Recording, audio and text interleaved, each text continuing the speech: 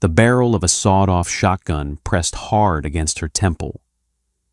"Don't play hero, Grandma," the robber sneered, blinded by the sight of a fragile nurse in oversized scrubs. He wanted the pharmacy keys. What he got was a decorated Helmand Province combat medic who hadn't felt this alive in a decade. At 2:14 a.m., the fluorescent lights of Providence Urgent Care flickered with a monotonous, agonizing hum. Located on the dreary, rain-slicked outskirts of Seattle, the clinic was a haven for the midnight casualties of a sleeping city. Colicky infants' minor kitchen burns, and the occasional sprained ankle from a late-night stumble. Cameron Harper sat behind the triage desk, meticulously sorting a fresh delivery of IV tubing. At 56, Cameron looked exactly how one might expect a lifelong night shift nurse to look. Her posture was slightly stooped, burdened by decades of leaning over gurneys and charting endless patient files. Silver streaks heavily threaded her dark hair, which she kept pulled back in a utilitarian no-nonsense bun. A pair of reading glasses rested on the bridge of her nose, attached to a beaded chain that draped around her neck. When she walked, she favored her left leg a subtle, persistent limp that she always blamed on a clumsy hiking trip in her 30s. To the rest of the staff, Cameron was the clinic's maternal figure. She baked banana bread on Tuesdays, covered shifts when the younger nurses were hung over, and had a bedside manner so soothing it could talk a panicked child out of an asthma attack. "Cameron, you want half of this sandwich?" Liam asked, snapping her out of her quiet focus. Liam was a 22-year-old pre-med student working the reception desk to pay off his mounting student loans.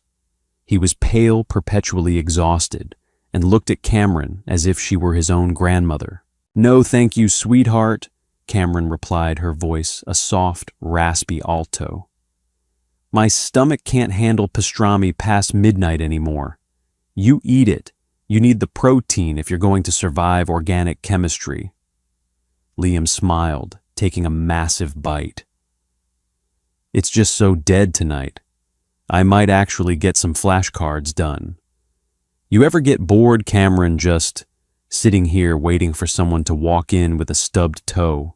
Cameron paused her fingers, resting lightly on a sealed package of lactated Ringer's solution. She looked past Liam, staring out the reinforced glass windows into the pitch-black parking lot. Bored. It was a word civilians used when they didn't appreciate the beauty of silence. She didn't tell Liam about her life before Providence Urgent Care.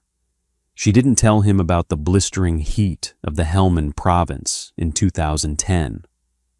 She certainly didn't mention her time as a sergeant first class attached to the 212th Mobile Army Surgical Hospital, or the years she spent riding in the back of Black Hawk helicopters under heavy mortar fire, plunging her bare, bloody hands into the chests of young soldiers to manually clamp severed arteries while the sky rained shrapnel. The limp wasn't from a hiking accident. It was from a 7.62 millimeter round that had shattered her femur during a convoy ambush outside Kandahar. And the neatly framed nursing degree on the clinic wall conveniently omitted the silver star sitting in a velvet box at the bottom of her closet, awarded for dragging 3 wounded Marines to safety while taking sustained enemy fire. To Liam, to the doctors, to the world, she was just Cameron. Frail, sweet, predictable Cameron. "I prefer the quiet Liam," she finally answered, offering him a warm, practiced smile. "When this job gets exciting, it usually means someone is having a very bad day. I've had enough excitement for one lifetime." She stood up her left knee, clicking softly, and began to wipe down the triage counter with a bleach wipe. The smell of the antiseptic grounded her. It was a sterile, safe smell. Unlike the metallic tang of blood or the choking scent of cordite, that still occasionally visited her in her nightmares.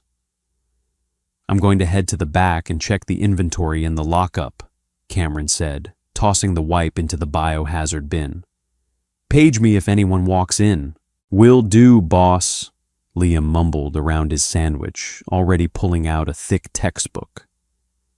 Cameron walked down the short, brightly lit hallway toward the pharmacy storage.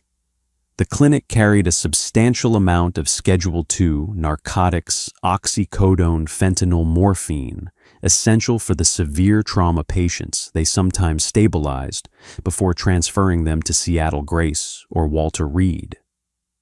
The heavy steel door required a dual authentication keycard and a pin to open. As she punched in the code, the quiet of the clinic was suddenly violently shattered. It wasn't a sound Cameron had heard in civilian life often, but her nervous system recognized it instantly.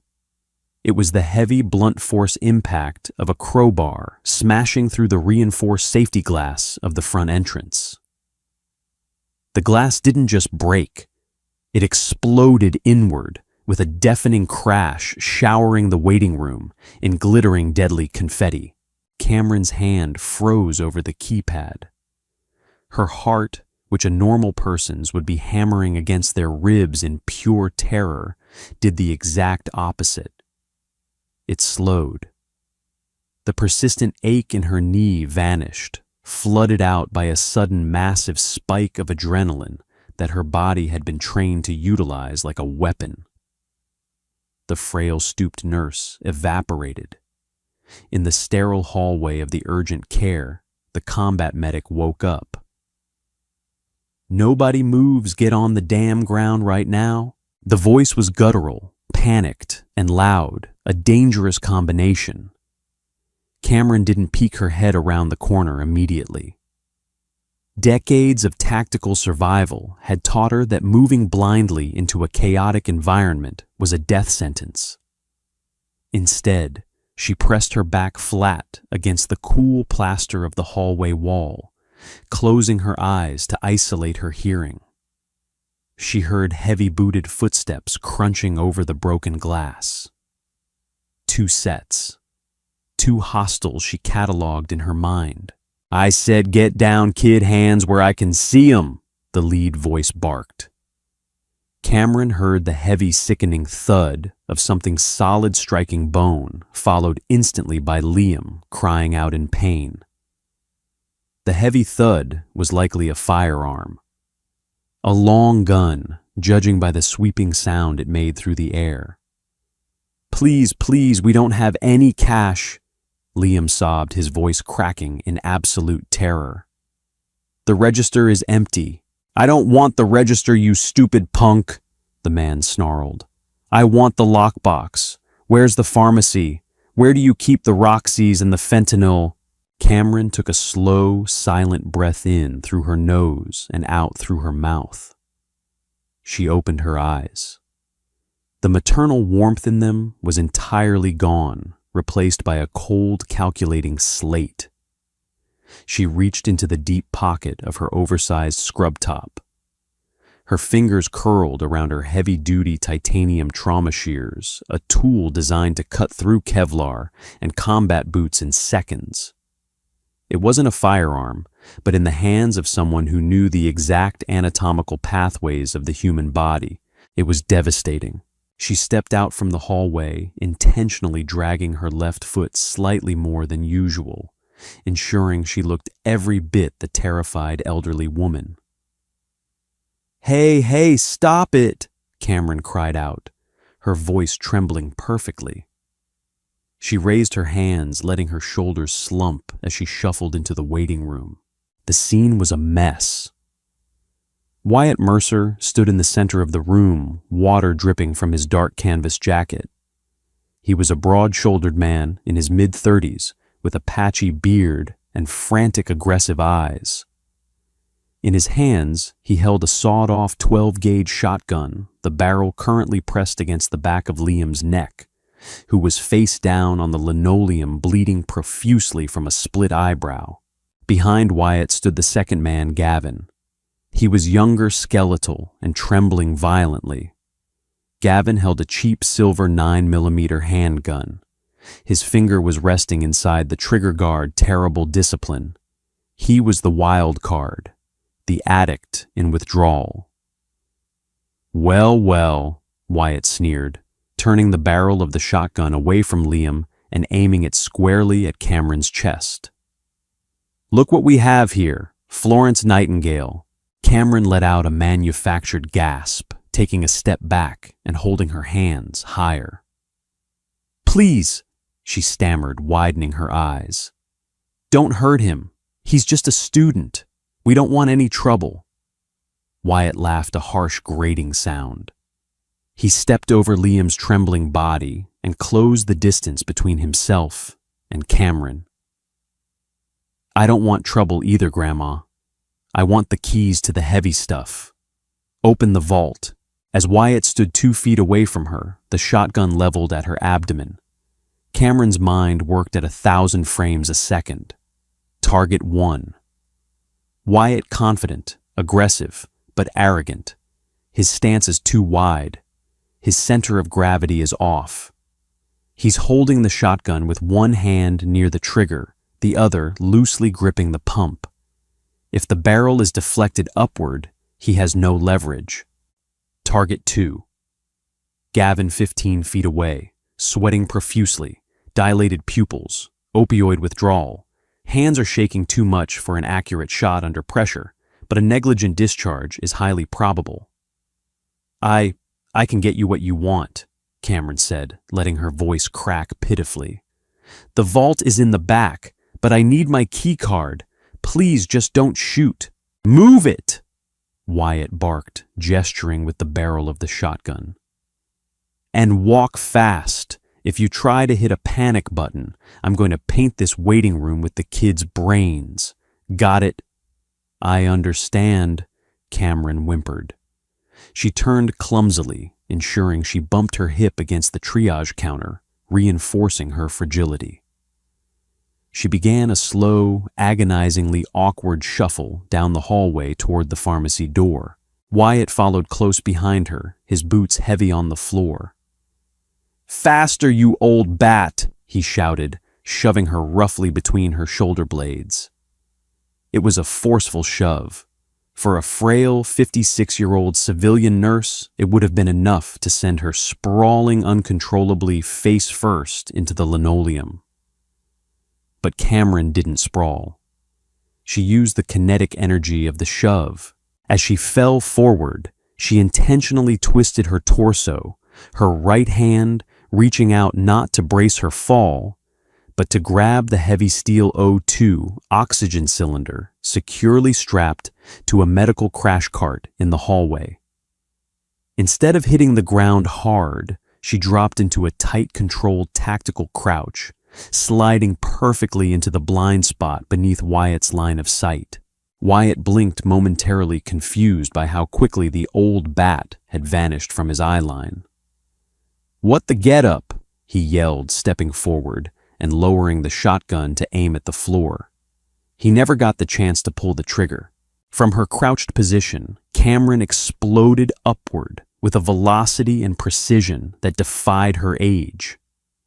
Her left hand shot out, grabbing the searing hot barrel of the shotgun and violently shoving it upward toward the ceiling.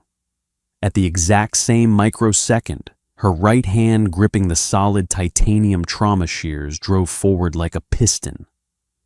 She didn't aim to kill. She aimed to incapacitate. The blunt, heavy fulcrum of the shears slammed directly into the brachial plexus nerve cluster, buried deep in Wyatt's armpit, right where his jacket was open. It was a perfectly placed strike, executed with the terrifying muscle memory of a woman who had spent years fighting for her life in the world's most unforgiving war zones. The impact sent a massive, paralyzing shockwave of electricity straight down Wyatt's radial nerve. His entire right arm went instantly numb, his fingers spasming violently as they completely lost their grip on the shotgun. Wyatt let out a confused, breathless choke as his weapon dropped away. The armed robber had severely underestimated the nurse. and as Cameron seamlessly caught the falling shotgun out of the air before it even hit the floor, Wyatt realized with a spike of ice-cold dread that he was no longer the predator in the room. He was the prey. The heavy sawed-off 12-gauge shotgun fell perfectly into Cameron's waiting left hand. She didn't rack the pump. Firing a devastating spread of buckshot inside a sterile medical facility with a civilian present was entirely out of the question. A weapon is only as good as the mind wielding it, and Cameron Harper's mind was a fortress of calculated tactical restraint. Wyatt gasped, his right arm dangling uselessly at his side like a severed cable. The nerve strike had completely paralyzed his limb. Confusion and blind panic washed over his features. He stumbled backward, his heavy boots squeaking against the polished linoleum, desperately trying to comprehend how the fragile, limping grandmother had suddenly morphed into a lethal close-quarters combatant. "You!" Wyatt choked out, his eyes wide with a sudden primal terror. He awkwardly swung his good left fist in a wide, desperate arc toward her face, aiming to crush her jaw. It was a slow, telegraphed punch born of sheer desperation. Cameron stepped inside his guard with the fluid, practiced grace of a phantom.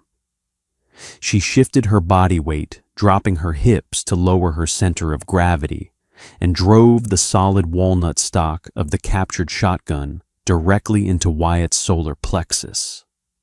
The hollow, sickening thud echoed sharply down the narrow hallway. All the oxygen was instantly violently evacuated from Wyatt's lungs. His eyes rolled back into his head as his diaphragm seized entirely. He folded in half like a broken folding chair, collapsing heavily onto the floor in a wheezing, breathless heap. Target 1 was neutralized. He wouldn't be moving or fighting back for a considerable amount of time. Cameron didn't pause to admire her work. In the brutal, unforgiving mathematics of combat, lingering was how you died. She immediately spun toward the waiting room, sweeping the hallway for Target 2. Gavin was still standing near the shattered front entrance, 15 feet away. The skeletal, trembling addict had just witnessed his hulking, aggressive partner systematically dismantled in less than 4 seconds. The shock paralyzed him for a fatal heartbeat. Then the opioid withdrawal and adrenaline crashed together, creating a cocktail of sheer, unadulterated panic. "Wyatt!" Gavin shrieked, his voice cracking into a high-pitched wail. His shaking hands gripped the silver 9mm handgun. With absolutely no trigger discipline, no stance, and his eyes practically squeezed shut, Gavin yanked the trigger. Bang, bang, bang! The deafening reports of the handgun in the enclosed clinic were physically agonizing. The muzzle flashes briefly illuminated the dim waiting room in harsh strobe light yellow. Bullets tore blindly through the air, completely uncontrolled. One round shattered the heavy glass of the reception partition, raining thousands of tiny crystalline shards over Liam, who screamed and curled tighter into a fetal position beneath the triage desk. Another round buried itself deep into the drywall, just inches from Cameron's left shoulder, showering her scrub top with fine white gypsum dust.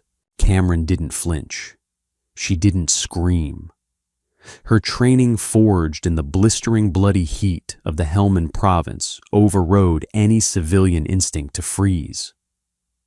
She instantly dropped low, rolling behind a heavy steel crash cart loaded with defibrillators and emergency airway supplies. It wasn't perfect cover, but the thick metal frame would deflect a hollow .9mm round. "Liam, stay perfectly flat," Cameron commanded. Her voice was no longer the soft, raspy alto of the maternal night nurse. It was the sharp, booming baritone of a sergeant first class orchestrating a battlefield maneuver. It carried an absolute, unquestionable authority that cut straight through the deafening ringing in Liam's ears. Gavin kept firing blindly, emptying the magazine into the hallway. Bullets chewed up the ceiling tiles and shattered the fluorescent light fixtures, plunging the corridor into strobing darkness as emergency backup lights flickered to life, casting eerie blood-red shadows across the floor. He's panic firing. He's not tracking targets. He's just trying to create space. Cameron analyzed rapidly, her back pressed hard against the steel cart. She counted the deafening cracks. 7, 8, 9, 10. A standard cheap 9mm usually held 10 to 15 rounds. She couldn't risk waiting for him to empty the magazine entirely. A stray bullet was mathematically bound to strike Liam eventually. She needed a diversion, and she needed to close the distance immediately. Cameron's eyes darted across the supplies strapped to the crash cart. Her gaze locked onto a large red heavy-duty chemical fire extinguisher mounted in a recessed wall bracket just 2 feet to her right. Remaining in a low crouch, ignoring the burning ache in her scarred femur, Cameron reached out and yanked the heavy extinguisher from its mounting. She quickly pulled the metal safety pin, the tiny clink completely masked by Gavin's continued erratic gunfire. "Stay away, I'll kill you. I swear to God, I'll kill you both," Gavin screamed hysterically, waving the gun violently through the air. Cameron took a deep breath, visualizing the layout of the room.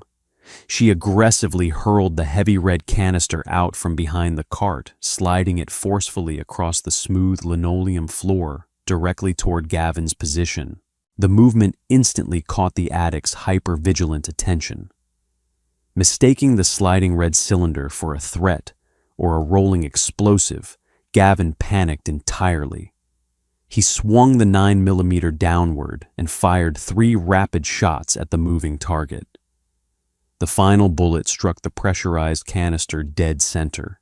The extinguisher catastrophically ruptured with a massive concussive hiss. A dense, blinding cloud of thick white monoammonium phosphate powder violently exploded outward, instantly filling the reception area in an impenetrable, choking blizzard. Gavin choked, stumbling backward as the harsh chemical powder flooded his eyes and throat, blinding him completely. Now, Cameron moved. She didn't charge straight through the cloud. That would be a tactical error. Instead, she bolted silently to her left, diving through the open doorway of the adjacent X-ray observation room. She navigated the dark, familiar room purely by memory, slipping out the secondary door that opened directly behind the reception desk, outflanking the blinded gunman entirely. Gavin was coughing violently, frantically rubbing his burning eyes with his left hand, while wildly waving the empty 9mm in his right. He was completely disoriented, stumbling backward through the thick white smoke. "Wyatt, get up, we gotta go." Gavin hacked his boots, slipping on the powder-coated floor. He took one blind step too far backward. His heel caught the heavy steel leg of an overturned IV pole. Gavin lost his balance completely. He tipped backward, flailing his arms in a desperate attempt to stay upright. As he fell, his finger convulsed one final time on the trigger of the 9mm. A single final deafening crack echoed through the room. It was a negligent discharge, the direct result of terrible weapon discipline and blind panic. But the bullet didn't hit Cameron. It didn't hit Liam. Gavin hit the floor hard, a sharp, horrific scream ripping from his throat. The cheap firearm clattered uselessly away into the white mist. Cameron emerged from the shadows like a ghost, closing the distance in 3 massive strides. She kicked the handgun under a row of waiting room chairs, securing the weapon. She quickly grabbed Gavin by his soaked collar, fully prepared to physically restrain him. But as the chemical dust slowly began to settle under the red emergency lights, Cameron looked down and realized the fight was already completely over. Gavin lay thrashing on the floor, clutching his upper left thigh. A dark, terrifyingly wet stain was spreading across his faded denim jeans with sickening speed. The negligent discharge had gone straight through his own leg at point-blank range. Cameron didn't need to examine the wound closely to recognize the severity. The blood wasn't just oozing, it was violently pulsing. Bright, highly oxygenated arterial blood was jetting forcefully from the exit wound with every rapid, panicked beat of Gavin's racing heart. Femoral artery. In a civilian, this injury meant death in approximately 3 to 4 minutes. On the battlefield, it was a race against a ticking clock that Cameron had run 100 times before. The combat medic, who had just ruthlessly dismantled 2 armed robbers, vanished instantly. In her place, the seasoned, dedicated trauma nurse returned. The transition was seamless, a testament to an oath she had sworn long before she ever picked up a weapon. First, do no harm. Second, save the life in front of you. Liam, Cameron roared, her voice echoing through the clinic. Get out from under the desk, call 911. Tell them we have a code red gunshot wound to the femoral artery. Massive hemorrhaging. I need paramedics and police now. Liam, shaking uncontrollably, crawled out from under the shattered desk, his face pale and covered in fine glass dust. Cameron, what happened? Do it now, Liam, move, she ordered, dropping to her knees directly into the pooling blood beside the thrashing, screaming robber. I'm dying, oh God, it burns, I'm dying! Gavin shrieked, his hands weakly clawing at his leg, completely useless against the massive arterial pressure.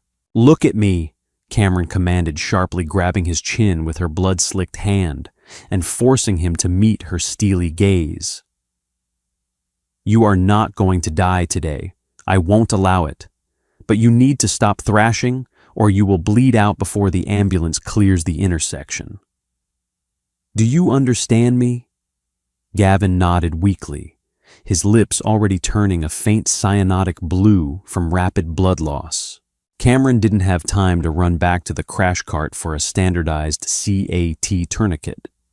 She improvised with terrifying speed. She unclipped the thick, heavy-duty nylon lanyard from around her neck, the one holding her ID badge and access keys. She wrapped the thick nylon strap high and tight around Gavin's upper thigh, just inches below his groin. This is going to hurt worse than the bullet, she warned him coldly. She grabbed the heavy titanium trauma shears from her pocket, slipped one loop of the handle beneath the nylon lanyard, and began to forcefully twist. She used the shears as a makeshift windlass, mechanically cranking the nylon tighter and tighter into the muscle tissue, completely crushing the severed femoral artery against the femur bone. Gavin screamed in absolute agony, a sound that would have haunted a normal person. Cameron merely gritted her teeth, ignoring the burning ache in her own scarred leg, using her entire body weight to hold the improvised tourniquet in place. She watched the wound intently. The violent pulsing jet of bright red blood slowed, sputtered, and finally stopped, replaced by a slow, manageable oozing. Liam, Cameron shouted over her shoulder, her hands locked in a death grip on the bloody shears. Grab the gauze from the triage cart. All of it I need to pack the wound cavity. For the next 10 minutes, the Providence Urgent Care Clinic was perfectly quiet, save for Gavin's shallow, ragged breathing and the distant approaching wail of police sirens. Cameron knelt in a massive pool of the robber's blood, her hands firmly locked, keeping him tethered to the world of the living. Wyatt remained unconscious down the hall, When the Seattle Police Department SWAT team finally breached the shattered front entrance, sweeping the room with assault rifles and blinding tactical flashlights, they completely froze at the surreal scene before them. They expected to find hostages. They expected dead bodies. Instead, they found two incapacitated armed robbers. One was out cold from a blunt force strike. The other was fighting for his life, actively being saved by a 56-year-old nurse with silver hair, a beaded glasses chain, and a uniform soaked to the elbows in blood. Officer Miller, a seasoned veteran of the force, slowly lowered his rifle, staring at Cameron in absolute bewilderment. "Ma'am, did you do this? Are you injured?" Cameron didn't look up from Gavin's pale face. Her grip on the tourniquet never loosened. "I am uninjured, officer. The suspect has a self-inflicted gunshot wound to the left femoral. Tourniquet applied at 0241 hours. He's stabilized but going into hypovolemic shock. I need your medics in here with heavy IV fluids immediately." Miller blinked, entirely thrown off by her precise military-grade medical report. "Yes, ma'am. Medics are right behind us." He looked around the devastated clinic, taking in the shattered glass, the discharged shotgun on the floor, and the unconscious Wyatt. "Ma'am, how did you manage to neutralize two armed men?" Cameron finally looked up. Under the harsh glare of the tactical flashlights, the wrinkles around her eyes seemed to deepen, bearing the heavy weight of a past she could never truly leave behind. "They asked for the heavy stuff," Cameron said softly, her raspy alto returning. She offered the stunned officer a faint, tired smile. "I just gave them exactly what they asked for." Across the room, Liam stood wrapped in a thermal shock blanket, staring at the woman who baked banana bread on Tuesdays. He realized then that he didn't know Cameron Harper at all. But as he watched the paramedics rush in to take over the life-saving efforts, he knew one thing for absolute certain. He was going to pay very, very close attention the next time she gave him advice. Did this incredible story of hidden strength and undeniable courage leave you on the edge of your seat? Cameron Harper's heroic transition from a quiet civilian nurse to an elite combat medic proves that true heroes walk among us every single day. If you loved this thrilling true-life tale, please hit that like button, share this video with your friends, and subscribe to our channel for more jaw-dropping stories of ordinary people doing absolutely extraordinary things. Stay safe out there.